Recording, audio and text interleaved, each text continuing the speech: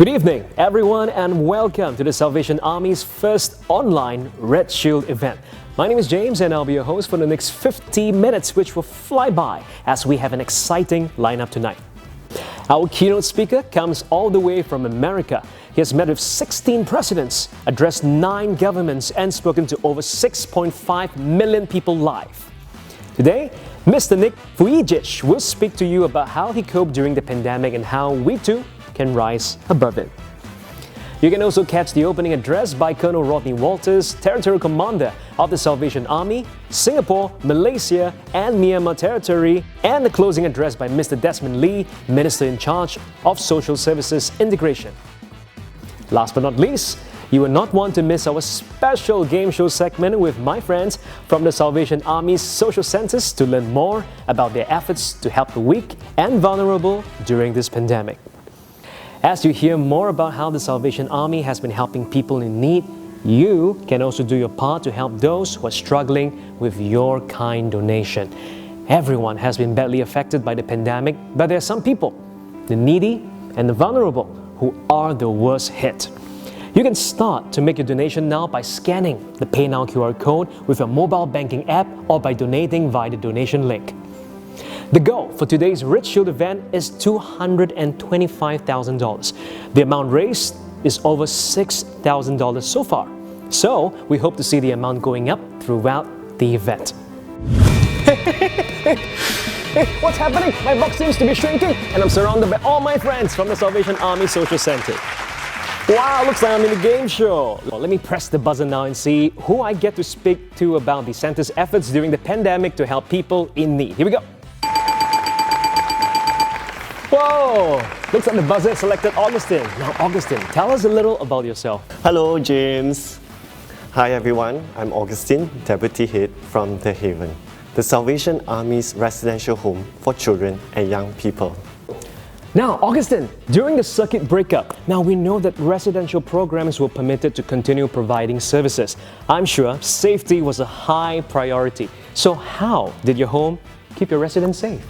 At The Haven, we followed the necessary guidelines and provided briefings for staffs and residents to understand the measures to keep the home a safe environment for everyone. Residents and staff were also grouped in split zones, and all activities were conducted within the respective zones. Thank you, Augustine. Now, it is good to know the efforts that were taken to keep all residents and staff safe. Now, let's see where the lights stop next. We have Muilan, Executive Director from Peace Haven. Hello, James. Thank you for having me here today.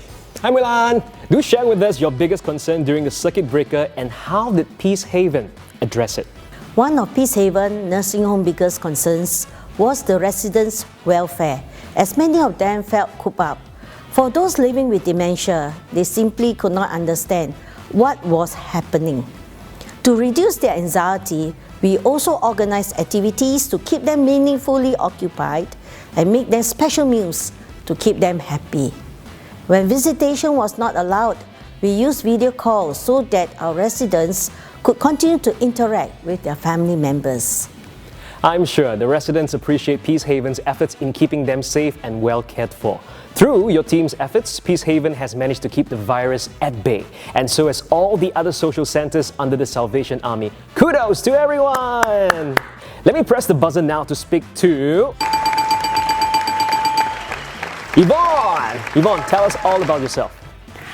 Hello everyone, my name is Yvonne. I am the Center Manager from Family Support Services. So, Yvonne, now as a community-based center in Bukit Merah Estate, how did your team help the vulnerable during the circuit breakup? To ensure that our clients do not feel neglected, our social worker at Family Support Services call our clients regularly and check in on their health and mental well-being. As you know, James, many of our elderly clients live alone, and the social interaction over the phone reassures them that they have not been forgotten. We also send them supermarket vouchers as our food ration distribution drive was suspended during the circuit breaker. Thank you, Yvonne. Now, it's good to know that Salvation Army continue to reach out to the needy and elderly living alone in the community. Hey, I hear Colonel Rodney's footsteps at the corner. Let's hear more from our territorial commander about the Salvation Army's efforts during these challenging times. Thanks, James. A very good evening to all our distinguished guests for joining us today. Thank you for giving us the opportunity to share about the Salvation Army's work during these unprecedented times. COVID-19 has brought a lot of uncertainties to everyone. In times like this, it is the most vulnerable groups who are the worst hit. In many families, the breadwinners have been laid off or asked to go on unpaid leave. Our beneficiaries are worried about feeding their families and paying the bills. We're also very concerned for some of them who may despair and sink deeper into hopelessness. During this pressing time of need, the Salvation Army has been helping many vulnerable groups, from the young to the elderly, by providing essential services and meaningful programs. We remain committed to be a beacon of hope to the underprivileged because our love of Christ compels us to extend His love and compassion to all. During Circuit Breaker, the government only permitted essential services to continue operations. While we were glad to continue residential programs, we were stretched in our resources at Peace Haven, Grace Haven, and The Haven. We were glad that many kind-hearted donors and partners came along to donate masks, food supplies, laptops, and even assist in e-volunteering. With their support, we were able to focus on taking care of the residents' health and safety. Thankfully, with the dedication and effort of our staff, COVID-19 was kept at bay from all our social centres. Besides our residential programs, our team at Sojourn also worked tirelessly to support the needs of migrant workers during these challenging times. We provided care packs and emotional support, as many of them were worried about contracting COVID-19 and losing their income. Later on, Sojourn, Care Haven, and other social centres will share more about the outreach efforts to care for the vulnerable and underprivileged in the community.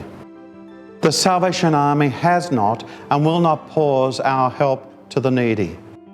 But the depth of our help is dependent on the generosity of the public, and I appeal to you to give from your heart.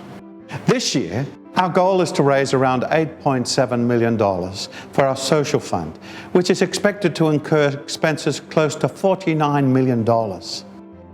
For this Red Shield event, we hope to exceed our goal of $225,000.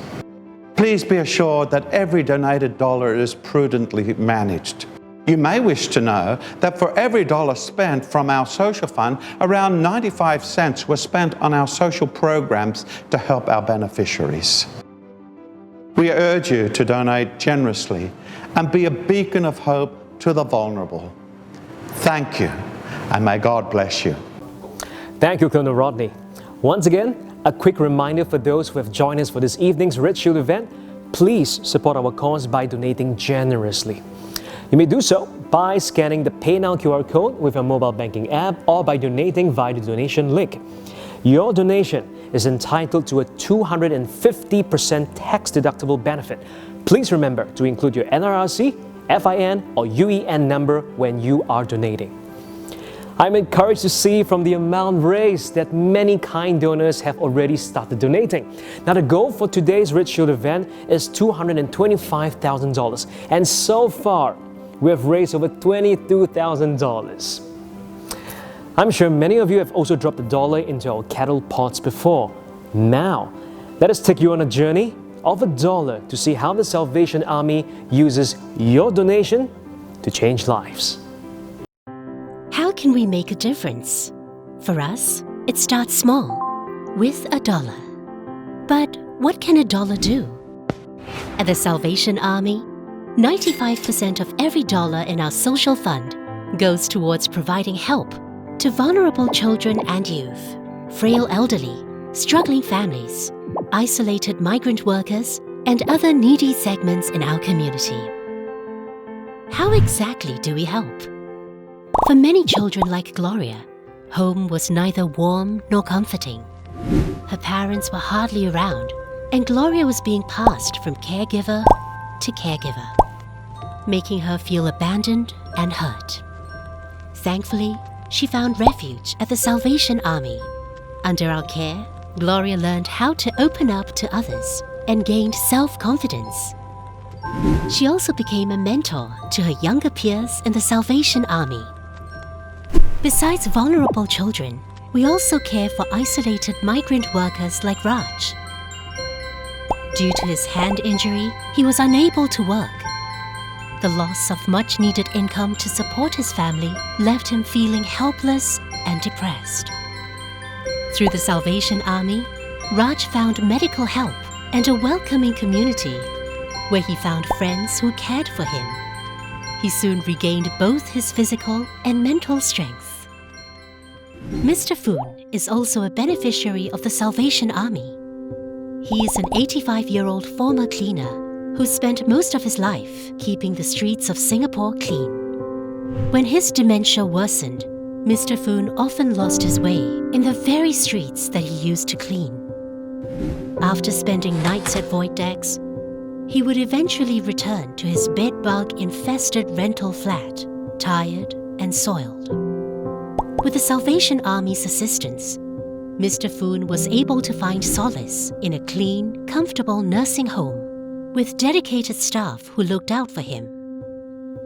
The Salvation Army helps many vulnerable people like Gloria, Raj, and Mr. Foon who are unable to look after themselves. So what difference does $1 make? With a single dollar from many helping hands, we are able to transform lives through our wide range of social programs. So what can $1 really do? It is now up to you to decide. With your support, we can continue to touch many lives. Join us in making a difference today. That was an inspirational video, seeing how the Salvation Army continues to make an impact on the lives of the weak and vulnerable in our community. James, come back! Oh wait, I think my friends from the Salvation Army social centers are calling me back to the game show. Yes, I'm coming! Hi again everyone and welcome back to our favorite game show. Let me press the buzzer now and see who we will hear from next. Let's hear from Major Kunam about Sojourn's efforts to help vulnerable migrant workers during the pandemic. At Sojourn, we provide care and support for the male migrant workers community in Singapore. During the pandemic, many of them were scared about contracting COVID-19 and losing their only source of income to support their families. We provided emotional support by calling and messaging them to allay their fears and concerns. We also collaborated with our partners to distribute food and care packs to 20,000 male migrant workers and to assure them that they are not alone. Major Kunam, I'm sure the migrant workers appreciate Sojourn's efforts and feel the team's warmth and concern for their well-being. Moving on, let's see who I get to speak to next. Hey, with Maureen, Program Manager from Care Haven. Hi, James. I'm glad to be here to share more about our work today. Maureen, you know that amid all the negativity from the pandemic, we also saw a lot of positivity emerging as well. Do share with us more about such uplifting actions from the foreign domestic workers at Care Haven. Sure, James. At Care Haven, we run a residential program to care for foreign domestic workers caught in challenging circumstances. Despite their own personal difficulties, the ladies wanted to make a difference and help others during the pandemic. Using 30 sewing machines, our ladies worked very hard to sew thousands of masks for other foreign domestic workers through the Sewn with Love mask project. It meant a lot to them to have contributed to such a meaningful project. Thank you for sharing, Maureen. It is indeed uplifting to hear about such selfless acts of kindness. Now, to lift up your spirits during these trying times, we have a very special keynote speaker all the way from America, Mr. Nick Vujicic. I'm sure you're all eager to hear from this international motivational speaker and New York Times best-selling author. Nick will be sharing about how he coped during the pandemic and how we too can rise above it. Ladies and gentlemen, let us give a warm welcome to Mr. Nick Vujicic. Hi everyone there, it's Nick Vujicic. I'm so honored to be a keynote speaker here tonight to really help this experience. Although it's virtual between you and me, our hearts are connected. And I want you to know that in this time of safe distancing, there is nothing more important than in a time of crisis and uncertainty to realign our own values and be self-aware of understanding our greater purpose as not a human doing, but a human being. And I just want to say it's an incredible honor that I can talk to you tonight during Singapore Salvation Army event happening right now. And I just want to tell you, I love you. I don't know what you've seen on videos about me. I've been to Singapore, I think 13 times now. They say I run so fast I leave my legs behind. But obviously now with 2020, life is certainly different. I have to say that I, on one hand, am very sad to know the negative impact of COVID and all that within the context of quarantines and people losing their jobs in some places of the world, losing their homes, losing loved ones' lives as well, and going through suffering and pain. And in suffering and pain and crisis, we understand that, especially in 2020, we feel that it's obviously unprecedented and very difficult to try and even correlate a comparison of error or tragedy. And when that happens like this, it's very hard to find stability and not be debilitated by fear. Well, I want you to know that I'm a motivational speaker and I travel around the world trying to inspire people to dream big and never give up. Well, I tell you, this motivational person, Nick Vujicic, who was busy globe-trotting all around the world and trying to inspire people, I'll never get tired of, doing all that. But guess what? I have no choice. And in stopping for 6 months, I have to say that today, after 6 months, can you say that word? Today, Nick Vujicic can look back at the last 6 months and say, okay, that was hard. That was rough. And that felt yuck. And I want to share with you, though, how I did not get stuck in the yuck. And how do we reframe our struggles, our challenges? How do we keep our emotions at bay? And how do we continue as an individual or a family member, or even understanding as a society in the community around you? How do we continue to seek and execute a life filled with passion and purpose in uncertain times? Well, first of all, I want you to know that the first pillar of surviving that helped me was having the attitude of gratitude. You know, they say, yeah, you don't know what you got till it's gone, right? We understand that. And I've said that many, many times. However, 2020 has really stopped me in my tracks to the point where I felt unmotivated. I felt fearful. I had anxiety. I had panic. I felt like I was mentally numb for about four weeks as well. And I'm happy to transparently admit that because we all are human beings and we all feel. And in that feeling, it's not that want to, not feel those things. Of course, you don't want to feel scared. That's true, but you can't change the way you feel. And so in the attitude of gratitude, despite the feeling, so categorizing the feelings separate to the attitude of gratitude, the way that I did this was understanding the power that it's okay to embrace what I feel and not reject what I feel, because what I feel is what I feel. But then what we do with those feelings, sometimes you need counseling, sometimes you need time, sometimes you need more direction. Whatever that is, let yourself go through those emotions. Don't suppress those emotions. And quickly then reframe it to, well, I'm so thankful though that I have this, that this and this and this went well. 2020 though, on the attitude of gratitude, taught me a whole new level, where I actually looked back at the obstacles in my life, and I was so thankful for the things that actually could have gone even worse. That's right. That's how extreme I needed tools to reframe my situation as the motivational speaker. So maybe even write down these 4 pillars that I'm sharing with you. So number 1 is attitude of gratitude, not being just thankful for what you have, but thankful for what could have gone even worse. And this is not belittling any of your suffering. It's just a principle and exercise that I intentionally put in my lifestyle to be positive and to become resilient, because resilience is everything when we all go through times of trouble, fear, and crisis. The other thing is understanding the second pillar of the power of perspective. You know, with so much distraction of people's opinions, I would have to say, the news, and just like, whoa, this is crazy, right? We could either say this is the most difficult time that the world has ever seen, and we could either conclude in our mind, irrationally or rationally, this is the end of this, and this might be the beginning of that. Whatever that looks like for you, the power of perspective of actually looking back where Singapore came from, looking back, the global economic crisis between 2008, 2012, looking back and acknowledging your last obstacle and season of challenge and how you pushed through and what you learned from that and how we all became stronger.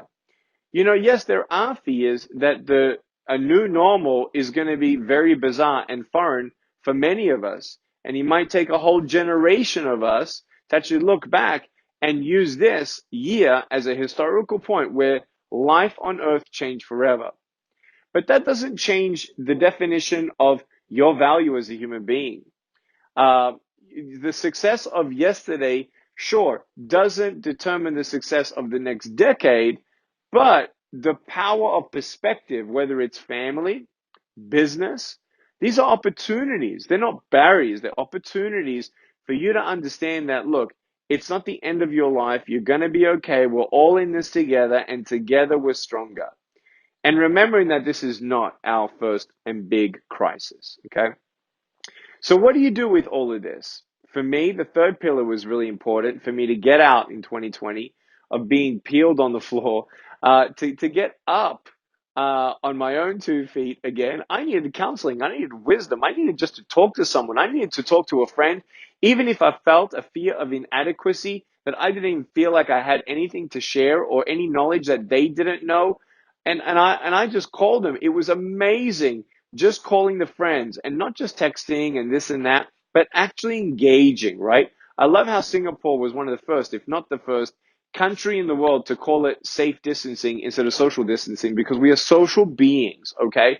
And so what we got to understand is the importance of friendships in our life and people around us who you can encourage and they also can encourage. Sometimes we need professional counseling. I've had psychologists over the years to get through my crisis as well. So don't be worried about that.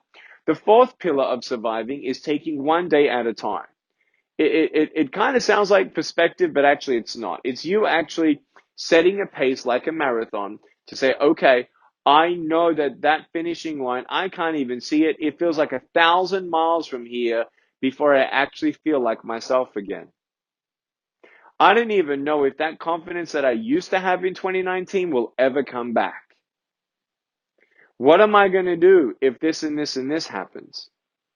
Look, we know that there is fear that are irrational fears or rational fears, and you can't change what you can't change, and you got to do what you can do if you can change something.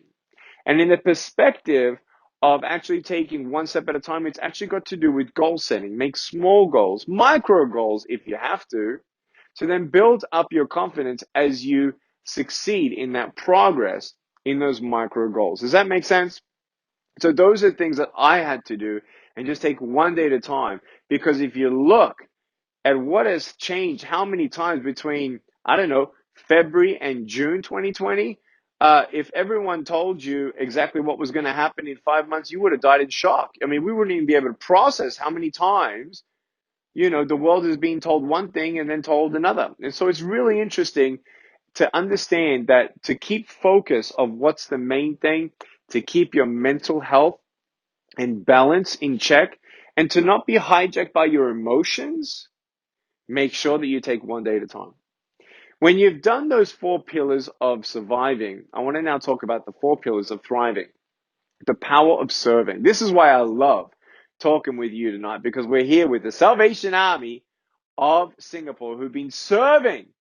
And look, maybe I can't, with my hand get a spoon and feed someone, or go in my car and deliver an elderly person some food, or help someone physically. But what I can do is be a part of that organization. You see, me and my wife, we have 4 biological children, and we actually sponsor 15 children all around the world who, without our support, would not be able to eat or have shelter over their head, have education, and have medicine and mentorship in a family setting. And so this is the amazing thing where we think, well, I need a miracle. No, you don't. You don't need to be a miracle you don't need to get a miracle to be a miracle. That's what our life's all about. See, you don't know what beautiful things can come from broken pieces when you give your broken pieces a chance. Then you'll know, right? And so how we see tragedy into triumph, it's all these things put together. And one of these things, which is so powerful, if you're depressed, one of the greatest things that you can do is actually engage in the power to serve. Go out there, engage, do what you can to be a part of something bigger than yourself. That those voices in your head saying, oh, you're nothing, you're a failure, blah, blah, blah, blah, blah, right? We know that failure is not a status or a conclusion. Failure is part of the journey. It's a process. Failure is Nick Vujicic's classroom. So when you do that and you actually affirm your value and your confidence based on the fact that no matter what your stupid voices in your head are saying, that you can say, no, I actually helped someone today. Yeah, I'm actually helping Salvation Army help someone else. And I mean, look at what we can do tonight. Talk about global impact. Talk about an impact that is in Singapore, but the ripple effects. You see, love breeds love, and generosity breeds generosity, and humility breeds humility. And that's what we all need, to understand that no one's more important or less important than anybody else, and we are all here together to make the world a better place. That has helped me to go from surviving to thriving. That's number 1. Number 2, seeing obstacles as opportunities. You see, because I was raised up in a beautiful home that loved me, that believed in me, when I heard from other people, oh, that's impossible, it didn't even register in my little mind. I'm like, no, there have been many things that people have said that's impossible, and I did it. And so what's so cool is that when obstacles come, remember, you got to go through that process of, embracing your feelings, right? Putting that aside, not being hijacked by emotions, processing that, going through counseling, taking one day at a time, right?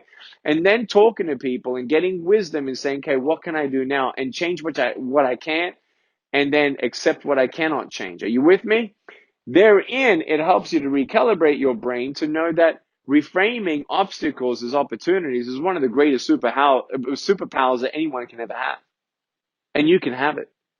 It's just intentionally stopping yourself from telling the story that you're telling yourself, or repeating the story that other people are telling you, and to actually give yourself a chance to not just see that you're going to get through this, but to thrive. And start seeing and remembering, oh yeah, remember all those huge companies that were birthed between years 2008 to 2012? Those were the people who were expert reframers from changing obstacles into opportunities. Agree? Great. I want you to know that as an entrepreneur or visionary, the third thing to go from surviving to thriving is remembering yesterday but living today. So many of us are trapped in disabilities and feel defeated of the failures of yesterday. Shoulda, coulda, wouldas, right? And then also the visionaries, and in our life, in our family life, whatever it is, workplace, we kind of live in the future. We kind of become now, like numb now, and then just hoping that things would change, hoping that something would open, hoping that me sacrificing my life for this, and this, and this, at the sacrifice of this, and this, one day it's going to pay off. What if it doesn't? Are you happy? Do you have peace? Do you know that you're beautiful just the way that you are? Do you know how beautiful it is to understand that today is a gift? It'll never be repeated. Every person in the room is beautiful. They have their own story, you have yours. And being able to exchange and engage. And whether you're in a room with your husband or wife, whatever, maybe you're watching from home, maybe you're watching online, maybe you're in a small group setting, I don't know. But first of all, I want to tell you, you're not alone. You don't have to go through this alone. And when you realize that you can, as an individual, learn from the past, dream for the future, but live today, that's when you realize that every conversation you have is so important. Every kiss you give your spouse is so important. Every conversation you have with your children is so important. And maybe this is kind of like a timeout for us to actually do some deeper soul searching, to go from surviving to thriving, to actually engage and value relationships that make all the difference. Cool? Awesome. Last thing is, as you're moving from strength to strength or from success to success, you may not feel successful right now. I've had a very difficult year myself, financially, emotionally, mentally. My soul, my spirit, it's been good, but it's still been very, very hard. And in this, I realized that as I'm now trying to figure out what I can change and do something different, evolve or die, grow or die, change or die, right? What we're going to understand is that we all have this opportunity to have this perspective, the fourth pillar, to thrive from one mountain to the next. Okay, get this ready, is actually being okay with setting and resetting new expectations.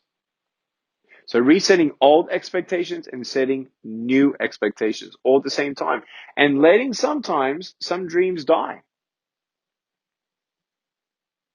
Your value as a human being and your impact in the globe and in Singapore, if you have to let a dream die, don't let that kill you. Money, alcohol, fame, and fortune, if you put your happiness in temporary things, your happiness will be temporary. You're bigger than that. You're bigger than a title. You're bigger than a bank account. And so understand that it's okay that at this point to have humility, swallow your pride, get rid of your ego, and say, okay, I'm getting ready to reset. That right there summarizes the fourth pillar of becoming a person that goes from surviving to thriving. And I just want you to know that I'm just like you. We all go through ups and downs. And I want you to know that I love people who make a difference. And Salvation Army, I just want to tell you, I've got some things here I just want to read to you, okay? I just want you to know that Salvation Army has continued to serve, even in this season, the most vulnerable, to meet the needs of the marginalized, those who've been discriminated against. It's been amazing. I mean, over 80 years. And I'm heartened to know that they continue to do this by protecting vulnerable children and youth, extending help to struggling families right now, providing nursing care to the elderly, helping broken families, and caring for vulnerable foreign workers. The pandemic has caused a lot of hardships, and those in need you and me to empower Salvation Army to help them. And I want you to know that they're tirelessly helping people to rise above their challenges as well. It's one thing to need inspiration, motivation, counsel.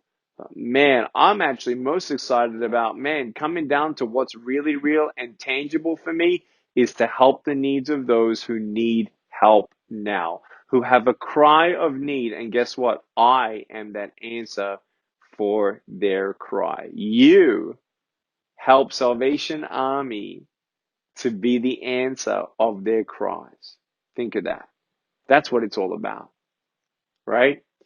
I just want you to know that I want to say God bless you to all of you, Salvation Army. God bless you for transforming many, many lives. And I just want you to know, I have a nonprofit myself. I know how important it is to have money to do what you got to do. And so please give generously. You came maybe with a number. Maybe you're thinking of a number to write down on a check. You know what generosity is? Is when you think of a number and you double it and you think maybe that's too much. When you think it's a little bit too much, that's when you're generous. So write down a number today or tonight that actually is like, I can't believe I just wrote that down. Do it. Give generously, because where the seeds are being planted of hope, of love, and help through the Salvation Army in Singapore, man, we're talking about affecting not just individuals, entire families, not just a household, the entire community, not just the communities in different neighborhoods or parts of Singapore, but the entire nation. So as citizens of Singapore, let's give generously back to helping Singapore in this great time of need. Thank you so much, Nick, for sharing such simple yet powerful nuggets of wisdom which we can apply in our lives. Just as Nick mentioned earlier, do give generously from your heart, as these are unprecedented times. Your donation can help transform lives of the weak and the vulnerable who are struggling during these trying times. This year, the Salvation Army needs to raise around $8.7 million to continue the good work that we do in the community. For this Red Shield event, the fundraising goal is $225,000, and I would like to appeal to all our honored guests today to give from the heart. To donate, you can scan the PayNow QR code with your mobile banking app or by donating via the donation link. For check donations, kindly mail your checks to the Salvation Army, Ang Mo Kio Central, PO Box 640, Singapore 915605. As you can see from the fundraising figure, the amount has gone up by nearly 5-fold to over $111,000. Do give generously, as we need your support to reach our goal today of $225,000. While you're making your donation, let's take a look at the beneficiaries whose lives have been impacted by the Salvation Army's dedication and commitment. Together, with your continued support, we can be a stronger movement in helping transform lives in our community.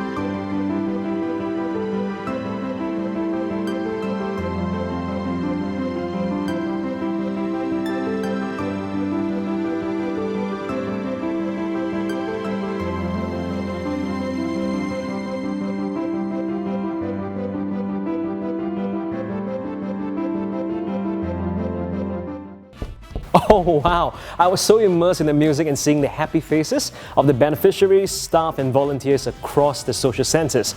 Welcome to the last segment of our game show. Let's hear from the other social centres about their efforts during the pandemic. Let me press the buzzer now to speak to... Hey Jennifer, do tell us all about yourself. Hello James, my name is Jennifer. I'm a Program Executive for Prison Support Services Kids in Play. Jennifer, do share with us how the pandemic affected your regular programs for families in the community. Over at Prison Support Services Kids in Play, we help children whose parents are incarcerated and also the caregivers. When we had to temporarily pause our face-to-face sessions with our clients, our team increased the number of phone calls to check in on the children and the caregivers' well-being. We also converted our usual face-to-face group sessions into online Zoom sessions engaging children in various age groups and their families through fun and meaningful activities. So, by tapping onto technology, Prison Support Services Kids in Play has managed to continue providing necessary support to your clients. Now, let's see who we have next.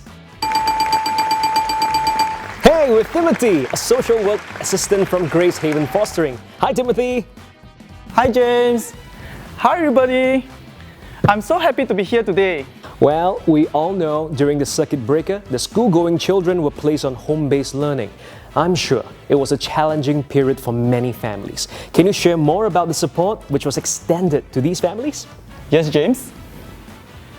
It was indeed a challenging period for our foster families, having to care for their children while working from home. For Grace Haven Fostering, we assure the families that help was a phone call away and check in with the families more frequently as non-essential visits were not allowed. We also help to find resources to support their children's home-based learning and find activities to keep the younger ones occupied. Timothy, I'm sure the foster families appreciated the resources and support from your team. And now, let me get back to the buzzer and see where the lights go to next. Hey, we got to speak to Phoebe, Center Manager from the Youth Development Center. How are you today, Phoebe? Hi James, I'm doing great and I am excited to be here today. So Phoebe, how did your center address the needs of the less privileged youth in the community?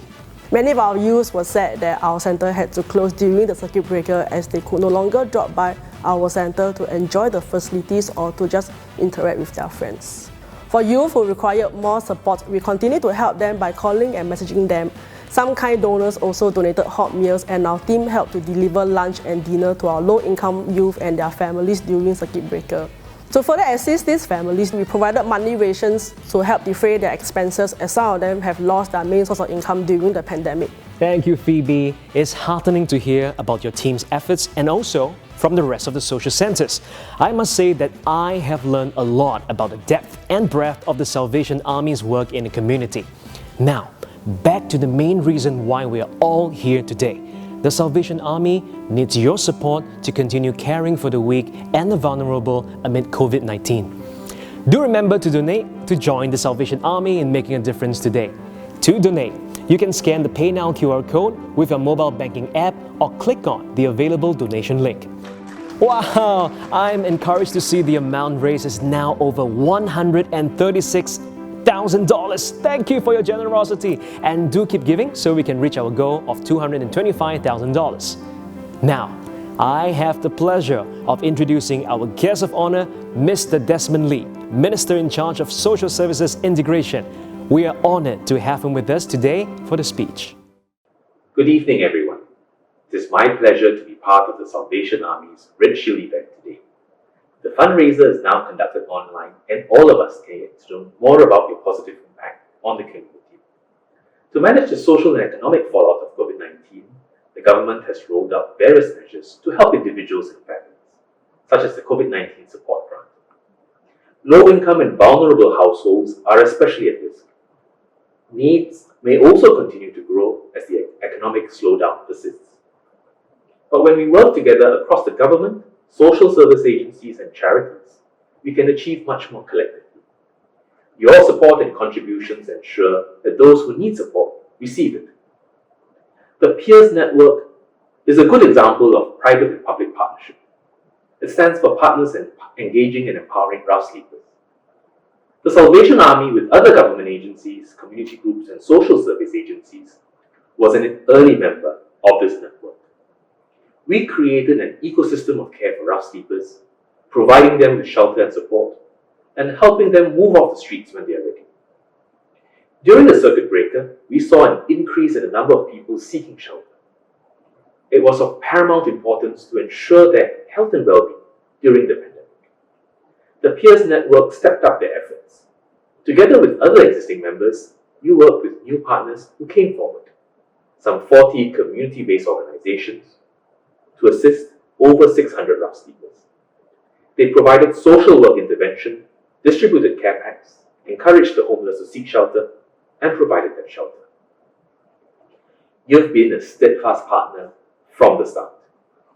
You came on board readily when we were setting up the network, provided furniture for homeless friends who moved into new flats, supported fellow peers partners during outreach sessions, distributed care packs, helped to transport the homeless to other shelters when some shelters closed after the circuit breaker. I thank you for your generosity, energy, and heart for the homeless in Singapore. I would also like to thank the Salvation Army's Children and Young Persons Homes, Grace Haven, and The Haven, for taking good care of your residents during the pandemic. I visited The Haven in March and saw how the home was well prepared to keep the residents safe. During the circuit breaker, residents were required to stay in the homes. It was not an easy period because they felt cooped up. But both homes came up with creative ways to engage them and ensure their well-being. For example, The Haven started an initiative called Send Your Love by asking people to gift the residents with treats. The community were more than happy to help and responded with the children's favorite food and drinks. The children connected with the broader community of support beyond the walls of the home, which helped them tide over the period. You have done much to support vulnerable groups during this challenging period. And to our donors and partners, thank you for your support towards the Salvation Army. It enables them to continue playing a valuable and active role, strengthening our community support and bonds of compassion and care among Singaporeans. Thank you for your support. Thank you, Minister. I believe today's event has been a meaningful experience for all of us, and on behalf of the Salvation Army, we'd like to thank our distinguished guests and everyone who has donated generously to support our cause. As you can see on screen, you have helped to raise over $178,000 this evening, which is closer to our goal of $225,000. Your support means a lot to the Salvation Army and to all the beneficiaries under our care. For those who have not donated, it is not too late. You can still show your support by scanning the PayNow QR code with your mobile banking app or by donating via the available donation link. So once again, thank you everyone for your support and have a good night. Thank you.